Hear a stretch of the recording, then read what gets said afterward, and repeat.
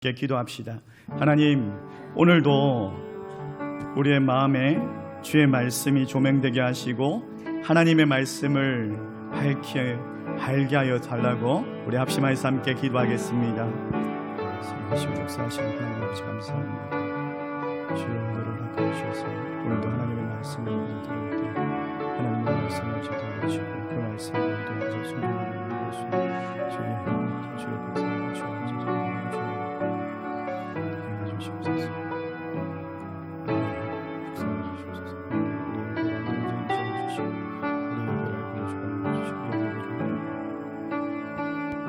사랑의 하나님 감사합니다. 우리의 예배 가운데 임재하여 주시고 우리의 예배를 받으시는 하나님, 특별히 우리가 말씀 가운데 죽어지고 말씀 가운데 내려놓는 은혜가 있게 하시고 하나님의 말씀으로 채워지는 역사가 있게 하여 주시옵소서. 예수님의 이름으로 기도드리옵나이다. 아멘. 할렐루야. 오늘도 하나님의 말씀으로 우리를 새롭게 하는 하나님의 은혜가 있기를 주의 이름으로 축원합니다. 여러분, 우리가 이 땅에 살아가다 보면 이런저런 아픔을 당할 때가 있습니다. 뜻하지 않게 예고도 없이 그 아픔들이 찾아오는데 정말 이 아픔은 여러 가지 수백 가지의 이유와 원인이 있겠지만 또 그런 반면에 이유도 없이 당할 때가 있죠. 거기에는 하나님께서 원하시는 것이 있다라는 거예요.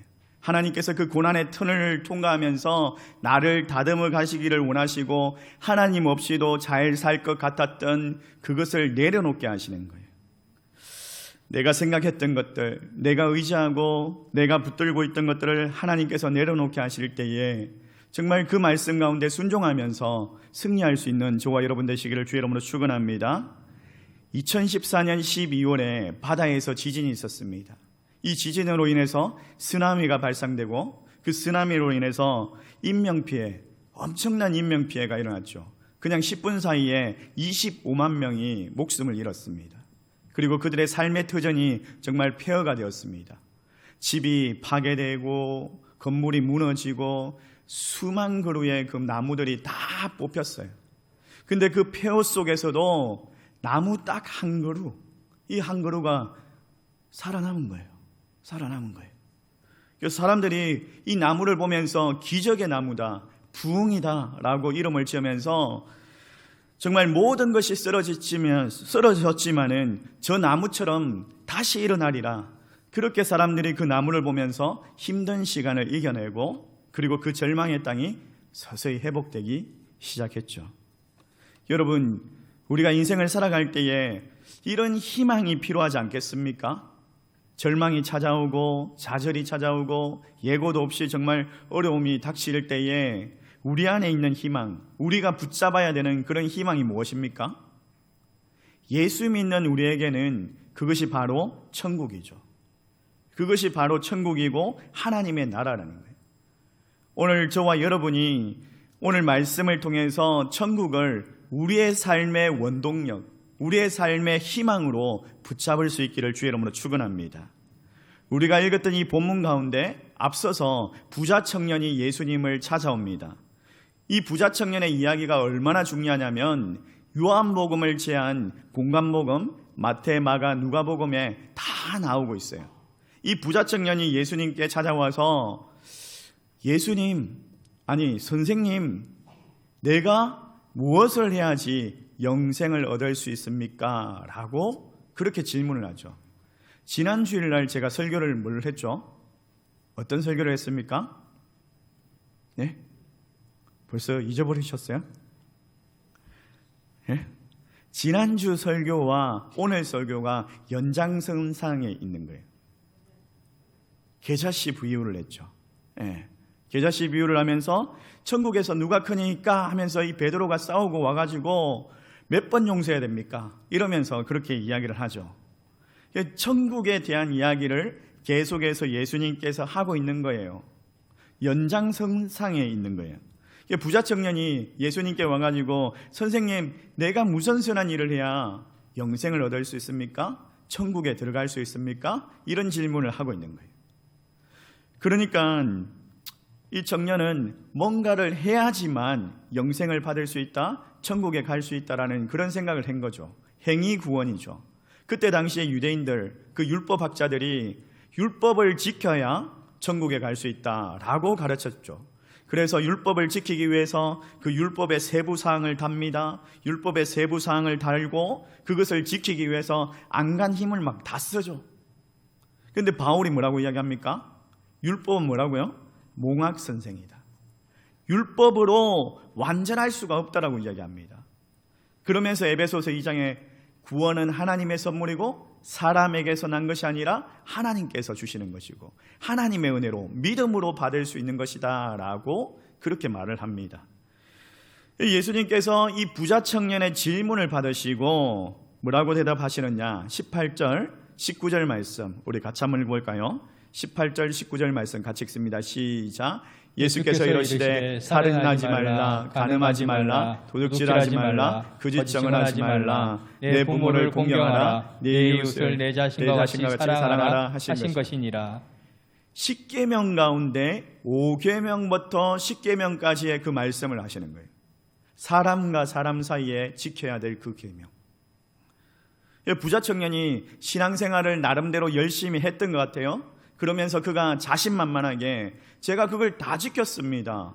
근데 아직까지 부족한 게 뭐가 있습니까? 라고 이야기를 하죠. 그러니까 자기는 구원받기에 합당하다는 거예요. 충분하다는 거예요. 그렇게 이야기를 하니까 그러자 예수님께서 뭐라고 말씀하시죠?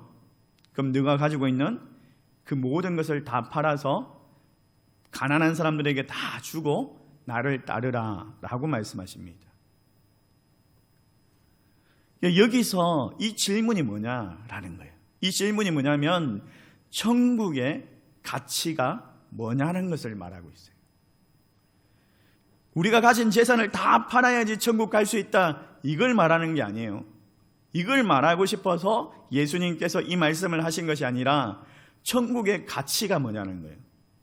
천국의 가치는 따라해 봅시다. 이 모든 것이 하나님의 것입니다. 이 모든 것이 하나님의 것입니다 라고 고백할 수 있는 거예요. 왜냐하면 내가 가지고 있는 것, 그 모든 것과 비교할 수 없기 때문에.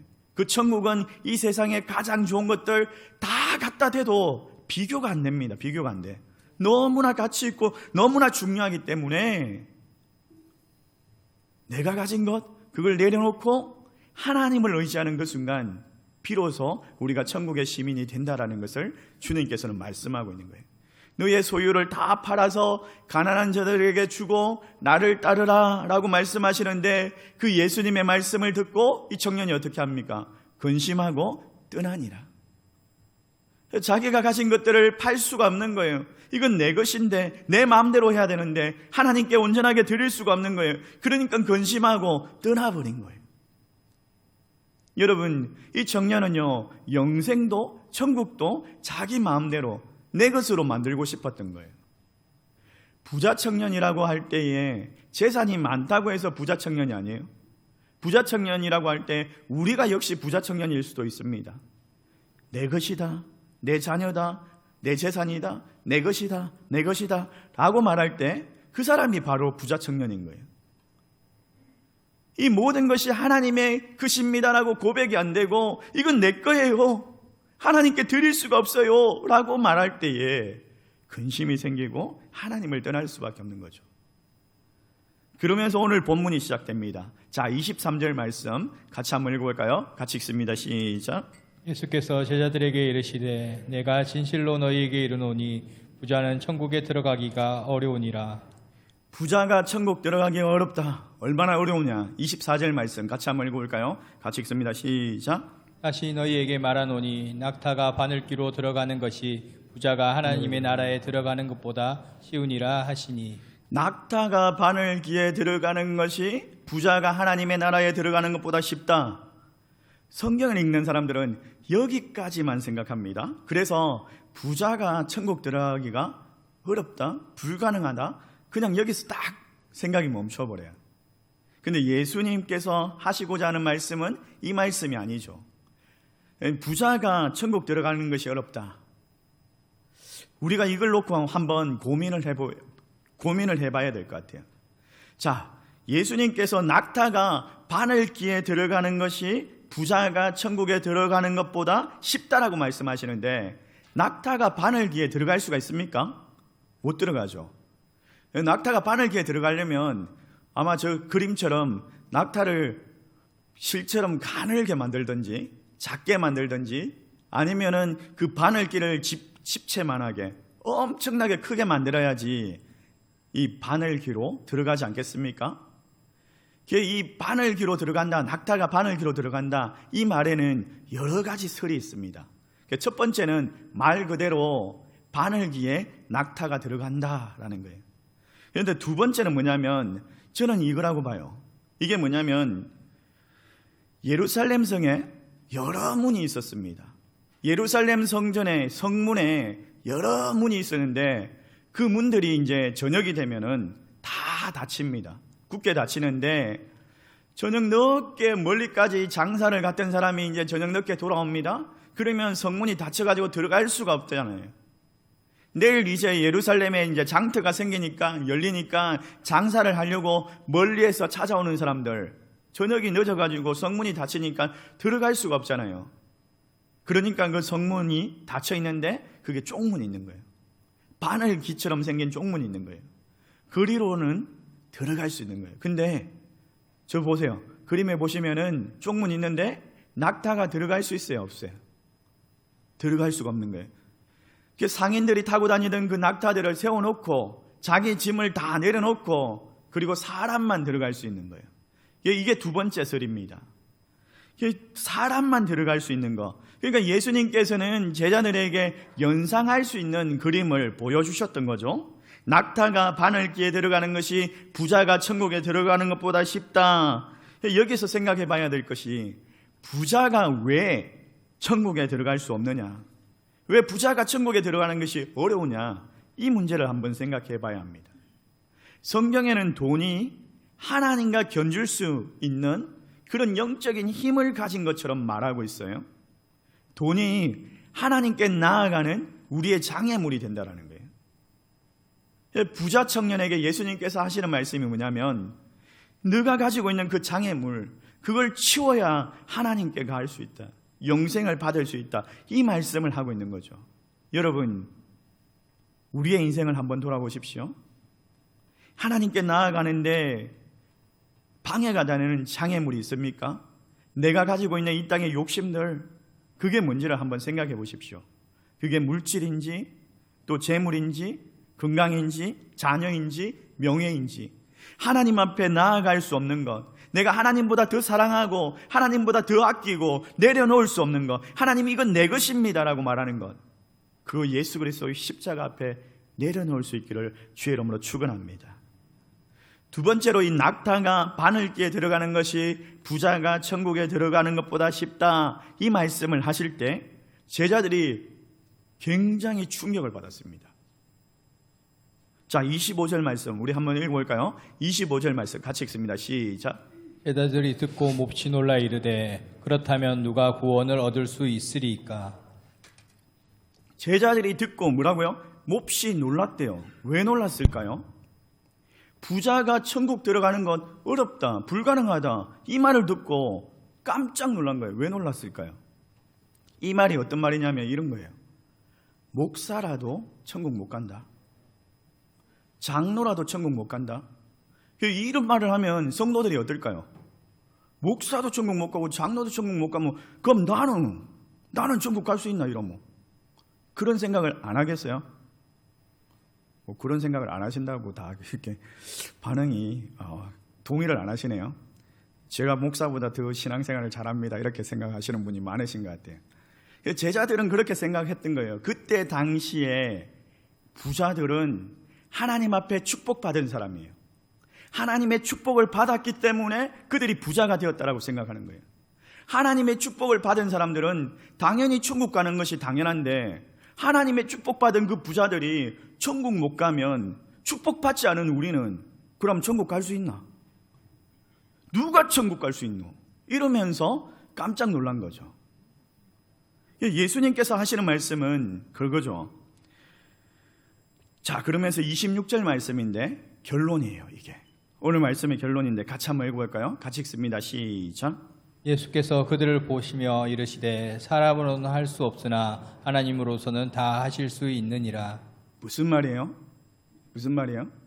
구원은 사람에게 속한 것이 아니다. 사람이 할 수 있는 것이 아니다. 하나님의 것이다. 하나님이 하신다. 그 구원의 능력을 주시는 것은 오직 하나님께만 있다라는 것을 말씀하고 있는 거예요. 사람으로는 할 수 없으나 하나님은 하실 수 있다. 낙타가 바늘기에 들어가는 것 사람은 할 수 없어. 그러나 하나님은 하실 수 있어라고 그렇게 말씀하고 있는 거예요. 그 은혜를 붙들 수 있기를 주의 이름으로 축원합니다. 세 번째로 낙타가 바늘기에 들어가는 것이 부자가 천국에 들어가는 것보다 쉽다라고 말할 때 돈 많은 사람은 천국에 들어갈 수 없습니까? 라고 질문을 할 수밖에 없죠. 근데 그런 말을 하고 있는 게 아니에요. 부자 청년은 지금까지 자기의 삶의 원동력, 자기의 삶의 그 목적이 뭐냐면 재물이었어요. 돈이었어요. 그래서 결국에는 주님께서 너의 재산을 다 팔아서 이웃에게 주고 나를 따르라고 말씀하실 때에 그걸 팔지 못해가지고 근심하면서 떠나갔습니다. 근데 성경에는요, 재물이 있어도 그만, 재물이 없어도 그만, 그 재물을 통하여서 하나님을 더욱더 영화롭게 섬기는 그런 부자들이 나오고 있습니다. 성경에 수많은 사람들이 그 재물이 그들의 삶의 동력이 아니라 하나님이 그들의 삶의 동력이었던 사람들이 있어요. 그래서 그들은 천국의 삶을 붙들고 천국을 소망하면서 살았던 사람들이 있는데 예수님의 제자 중에 야고보와 요한도요 부자였어요. 그들의 집에 종, 품꾼을 들여서 사용할 만큼 부자였어요. 삭개오와 마태 직업이 뭡니까? 세리죠, 세리. 그들도 부자였습니다. 니고데모는 뭐예요? 지금으로 따지면 국회의원 정도 되는. 아리마뎀 요셉은 부자였어요. 사도행전에 나오는 헤롯 왕의 젖동생 마나엘 왕족 출신입니다. 이런 사람들 다 부자였지만은 그들은 재물이나 명예를 누릴 수 있지만은 그걸 누리는 것이 아니라 그걸 내려놓고 천국을 소망하면서 예수님을 쫓았다라는 거예요. 그들은요 밭에 숨겨져 있는 그 보화, 그 가치를 알았기 때문에 그들이 가진 모든 것을 다 팔아서 그 밭을 살려고 했던 사람들이죠. 내 모든 것이 하나님의 것입니다라고 고백하면서 하나님만을 의지하고 하나님께 맡겨드리는 삶을 살아갔던 사람들입니다. 사랑하는 성도 여러분, 하나님께 맡겨드릴 수 있는 저와 여러분 되시기를 주의 이름으로 축원합니다. 지금까지 내 삶을 붙들고 지금까지 내 삶을 유지하고 있는 것들이 있었다면 그걸 내려놓고 하나님께 맡겨드릴 수 있기를 주의 이름으로 축원합니다. 그걸 내려놓을 때 내 삶에 굉장한 큰 변화가 일어납니다. 나를 지배하고 있는 것들, 내 생각, 내 것이라고 생각했던 것들, 온통 나로 채우고 있던 그 인간적인 생각이 사라지고 하나님의 시각으로, 하나님의 생각으로 가득 채워지는 역사가 일어나요. 민수기에 보면 그 하나님의 생각과 인간의 생각이 확연하게 차이가 나는 그게 나오는데요. 자, 민수기 13장에 보면 모세가 12명의 정탐꾼을 이제 뽑아가지고 가나안 땅으로 정탐을 보냅니다. 근데 이 12명의 정탐꾼이 가나안 땅을 돌아보고 와서 두 가지의 의견으로 이렇게 갈라지죠. 하나는 인간적인 생각, 인간적인 시각, 하나는 하나님의 시각, 하나님의 생각으로 바라본 거예요. 10명의 정탐꾼은 인간적인 생각으로 그 가나안 땅을 바라보면서 뭐라고 이야기합니까? 패배감에 젖어가지고 절망에 젖어가지고 이 땅은 안악찬소한 그 거인들이 살고 있다. 성곽이 너무나 거대하다. 우리는 그들에 비하면 메뚜기 같아가지고 그들과 싸워가지고 이길 수가 없다. 이러면서 패배감에 사로잡혀 있습니다. 하나님께서 뭐라고 말씀하십니까? 네가 그렇게 생각하고 그렇게 말하면 그렇게 된다라고 말씀하셔요. 근데 갈렙과 여호수아 이 두 명의 정탐꾼은 뭐라고 이야기합니까? 하나님의 시각으로, 하나님의 생각으로 그 가나안 땅을 바라보면서 하나님이 우리를 기뻐하시면 우리를 그 땅으로 인도하시고 우리에게 그 땅을 주실 것이다. 그렇게 선포하고 그렇게 고백합니다. 현실은 그렇지 않아요. 눈으로 바라봤을 때 가나안 땅이 너무나 거대합니다. 너무나 강합니다. 그러나 하나님의 시각으로 하나님의 생각으로 채워지니까 무서울 게 없더라는 거예요. 당할 자가 없더라는 거예요. 세상과는 비교할 수 없는 천국을 소유하고 있는 사람이기 때문에, 천국의 백성이기 때문에, 그게 오늘 성경 말씀으로 번역을 하면 이런 거예요. 내가 가진 것이 없습니다. 내 상황이 넉넉하지 않습니다. 나는 구원받기에 부족합니다. 그러나 사람으로는 할 수 없지만은 하나님으로 하실 수 있습니다. 그렇기 때문에 내가 하나님을 붙듭니다. 그렇기 때문에 하나님 앞에 헌신하면서 나아가겠습니다라고 그렇게 고백하는 거예요. 사랑하는 성도 여러분, 오늘 말씀이 여러분의 삶의 원동력이 될 수 있기를 주의 이름으로 축원합니다. 우리의 궁극적인 목적, 사람으로 할 수 없으나 하나님은 하실 수 있습니다. 하나님만을 의지합니다. 내가 의지하고 있는 것들, 내가 가진 것들을 내려놓습니다. 하나님께 맡겨드립니다. 하나님을 의지하겠습니다. 그런 소망함으로 나아갈 수 있는 저와 여러분 되시기를 주의 이름으로 축원합니다. 그리고 마지막으로 예수님께서 우리에게 제자도가 무엇인가를 말씀하십니다. 자, 27절 말씀에 보면 베드로가 이렇게 질문을 하고 있어요. 같이 한번 읽어볼까요? 같이 읽습니다. 시작. 이에 베드로가 대답하여 이르되 보소서 우리가 모든 것을 버리고 주를 따랐사온데 그런즉 우리가 무엇을 얻으리이까? 베드로가 이렇게 이야기를 하죠. 주님, 우리가 세상의 것을 다 버리고 예수님을 따랐습니다. 주님을 따랐습니다. 우리가 모든 것을 다 버렸는데 예수님을 따랐으니까 우리는 천국에 들어갈 수 있겠죠? 라고 그렇게 질문을 하고 있는 거예요. 이 말이 뭐냐면 베드로도 부자 청년과 같이 눈에 보이는 것을 기대한 거죠. 뭐냐면 예수님께서 예루살렘에 입성하시면 메시아의 왕국이 도래한다라고 하는데, 메시아의 왕국이 세워지면 우리도 엄청난 복을 받고 권력을 잡아서 우리도 그렇게 살 수 있겠죠? 라고 기대를 한 거예요. 그런데 베드로의 그런 기대에 예수님께서 동문서답과 같은 이야기를 하시는데 28절 말씀 같이 한번 읽어볼까요? 같이 읽습니다. 시작. 예수께서 이르시되 내가 진실로 너희에게 이르노니 세상이 새롭게 되어 인자가 자기 영광의 보좌에 앉을 때에 나를 따르는 너희도 12 보좌에 앉아 이스라엘 12지파를 심판하리라. 예수님께서 뭐라고 말씀하시느냐 하면, 그래, 상속받을 수 있다. 그런데 그게 이 땅에서 주어지는 것이 아니야. 그건 내가 십자가에서 죽고 부활성천하여서 영광의 보좌에 앉을 때에, 내가 이 세상을 통치하게 될 때에 너희들에게 주어질 거야 라고 말씀하시는 거예요. 베드로가 이해하지 못하죠. 그러나 주님께서 부활하고 성천하시고 주님의 영광의 보좌에 앉을 때에 그가 그 말씀을 이해를 합니다. 그리고 그가 그 말씀을 이해하고 그가 목숨도 두려워하지 않냐고 복음을 위해, 하나님의 나라를 위해, 진정한 천국을 위해서 나아갑니다. 여러분, 우리도 베드로처럼 그렇지 않습니까? 십자가를 통해서 성공적인, 세상적인 성공을 기대하고 살아가고 있지 않습니까? 교회 잘 다니면 우리도 잘 살 거야, 우리가 부자가 될 거야, 예수 잘 믿으면 우리 자녀가 잘 될 거야. 네, 예수 잘 믿으면 부자 될 수 있습니다.